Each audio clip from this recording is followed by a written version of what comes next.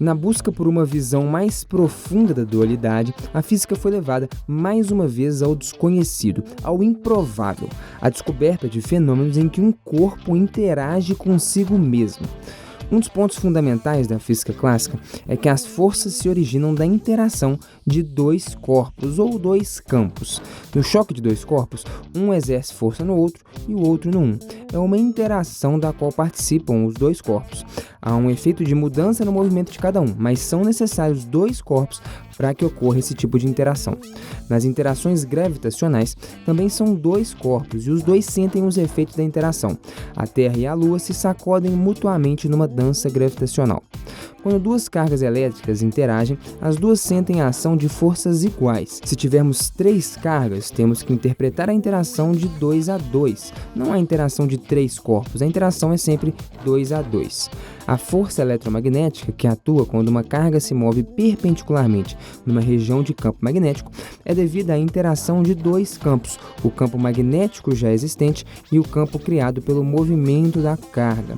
Mas já no mundo quântico, a experiência da fenda dupla descoberta por Thomas Young, considerada uma prova do caráter ondulatório da luz, como já dissemos em um outro vídeo aqui, também pode ser realizada com elétrons, que, assim como a luz, apresentam um comportamento ondulatório, formam uma figura de interferência no anteparo. Nesse experimento, a onda que se difrata numa fenda deve interagir com a que se difrata pela outra, e é da interferência delas, das duas ondas difratadas nas fendas, que surge o efeito.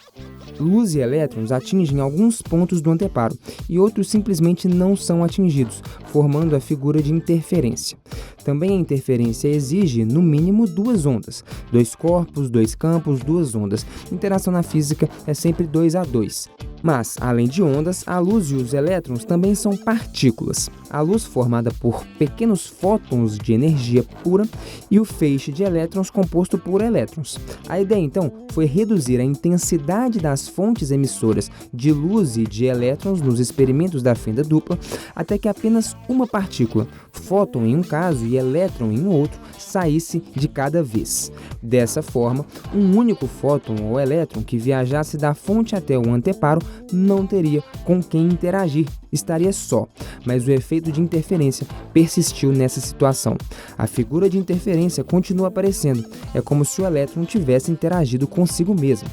O elétron, partícula elementar da eletricidade, portanto indivisível, estaria passando pelas duas fendas simultaneamente para interagir consigo mesmo do outro lado?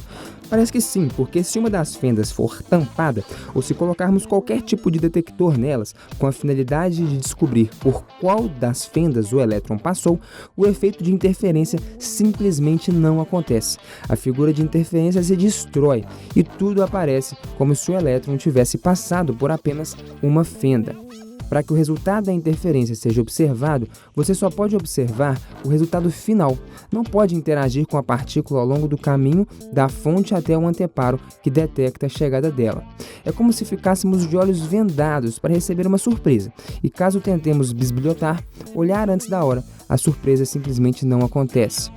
Estariam o fóton ou o elétron, partículas indivisíveis, surfando em ondas quânticas, ondas fantasmas que sofreriam as difrações, formariam um efeito de interferência e diriam onde as partículas poderiam chegar e onde é proibido? Seriam de fato fóton e elétron capazes de se transformar de onda em partícula e de partícula em onda ao longo do caminho e assim, num primeiro momento, se diluiriam pelo espaço, passando pelas duas fendas simultaneamente e formando o efeito de interferência e depois, num segundo momento, voltariam a ser partículas antes de chegar ao anteparo? As ondas coagulariam em partículas que seriam detectadas no anteparo? Se conhecemos o ponto de partida e o de chegada de uma viagem que só podemos fazer de olhos vendados, o que resta para o caminho é a imaginação.